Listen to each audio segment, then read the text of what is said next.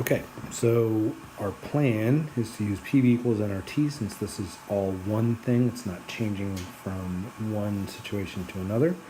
So PV equals nRT.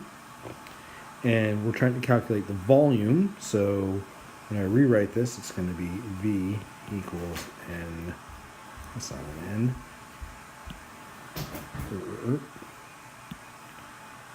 N. nRT over P. Okay?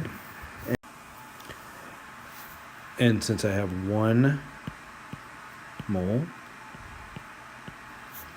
and my gas constant is 0.0821 liter atmospheres over moles Kelvin, a little time symbol there, times, can I move this? No.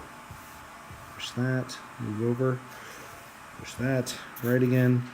The temperature, which is 273 Kelvin, because it said 0 degrees Celsius, and I got to add 273 to that, over the pressure, which is 1 atmosphere. Atmospheres cancel with that, right? Because this is on the bottom and that's on the top, right there. Moles cancel because it's on the bottom, that's on the top. Kelvins cancel, okay? And the only thing left is liters.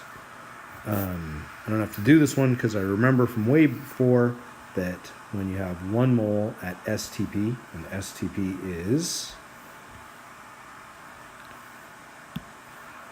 1 atmosphere and 0 degrees Celsius, that the answer for the volume is 22.4 liters. Okay? If you remember that, it's from the Mole Island analogy where we went to Gasopolis. Okay? Number 20. What volume will be occupied by 5 moles of gas at 25 degrees Celsius and 0.5 atmospheres of pressure? I'm going to start off with V equals, and it's nRT over P. Okay, so I have 5 moles. R is 0.0821 liter atmospheres over moles Kelvin. And the temperature is 25 degrees Celsius. I have to add 273 to that. In my head, that gets me to 302 Kelvin. That's not right. 273 plus 25 is 298 Kelvin. Sorry about that. And the pressure is 0.500 atmospheres. Okay? I'm going to let you guys solve the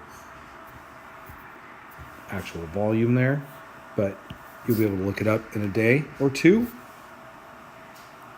And now I want you to do the rest of them, right? Well, the rest. Do 21 through 23. And the next one you'll be able to see is number 24. However, pay attention to the fact that this says you have 126 grams of O2. As a hint, you need to start with 126 grams times 1 mole over 32 grams to get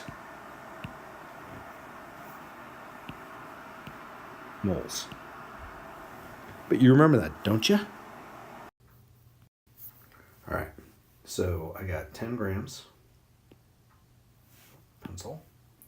10 grams times 1 mole over 17.03 grams.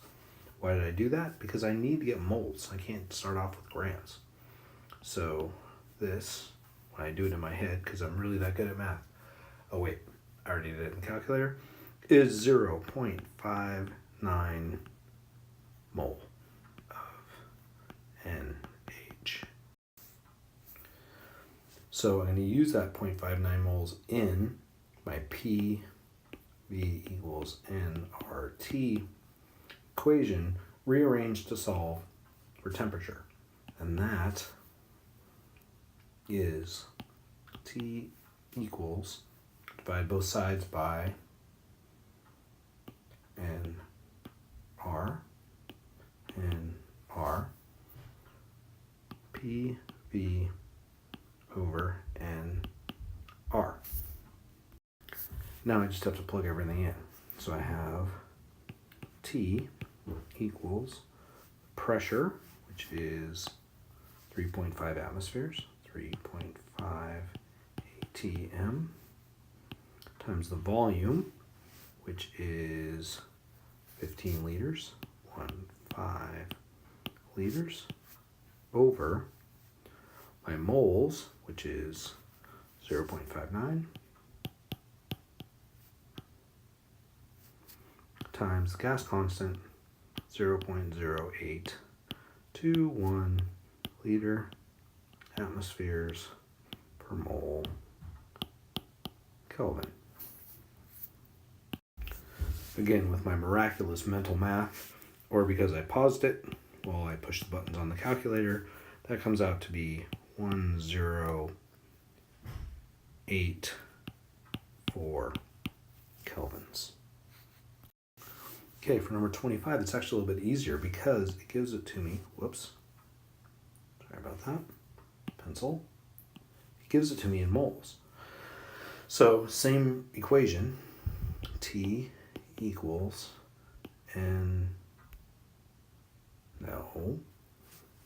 T equals PV over NR. Okay, so I have my pressure, 125.6 kilopascals over, times 15 liters over my moles, 0.453 moles, times the gas constant, but my gas constant has to be in kilopascals. So I got to use 8.315 kPa liters over moles Kelvin. This is the first time I've made you do that, but you should be able to recognize that this pressure unit isn't the same. So we got to switch. Again, due to my miraculous math skills, T equals 500 Kelvin. So the big deal here, compared to number 24, is I got to use that 8.315 value for the gas constant, because otherwise my answer is going to be 100 times too small if I use, actually too big, because this number right here would be 100 times smaller, because there's 101.325 kilopascals in every 1 atmosphere. Now for number 26, this is no longer a PV equals nRT problem. I have a before and after situation here, right? Because it says initially, initially, right? And then this part where it says while in flight, that implies, of course, that something changed, right? So at the beginning, we had this much air in a mattress that was at 25 degrees Celsius and 1 atmosphere. So we know that I have to solve for the volume afterwards. So, give myself a little more space here. I need to rearrange my equation to solve for pencil Jones V2, okay?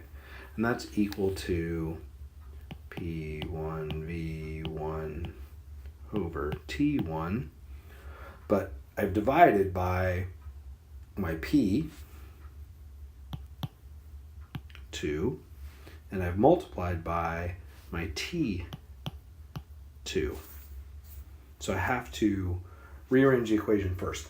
If you don't do that, it'll still work if you're careful. But if you do it this way, you're always going to get the right answer. At this point, all I got to do is plug in my values. So, one of these days, your teacher's going to learn to use the pencil. P1 is 1 atmosphere. V1 is 50 liters. 50 liters.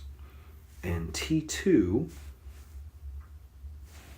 is 0 degrees Celsius. So that's 273 Kelvin all over T1, which is 225 degrees or 298 Kelvin, and P2, which is mean 380 millimeters of mercury. But when I look on my periodic table, I see that 760 is 1 atmosphere, so I can do in my head 0.5 atmospheres. Okay? What do I always tell you to do? Cancel the units. Kelvins, kelvins, atmospheres, atmospheres. The only unit I have left is liters, which is good because I'm trying to solve for volume. So when I push the buttons on my calculator, which I'll do away from you guys, the volume that I calculate is 91 to 1.6 liters. Okay, this one's harder. You're going to use PV equals nRT, but you're going to use for pressure 1 atmosphere, because it says the bag's at 1 atmospheric pressure. The volume is going to be 46.6. The temperature is going to be 20 degrees Celsius, but we're going to add 273 to that to get it into Kelvin. So it's going to be 293. And then you're going to get moles. The only thing that I wouldn't expect you to necessarily know, because it's sneaky, is that dry ice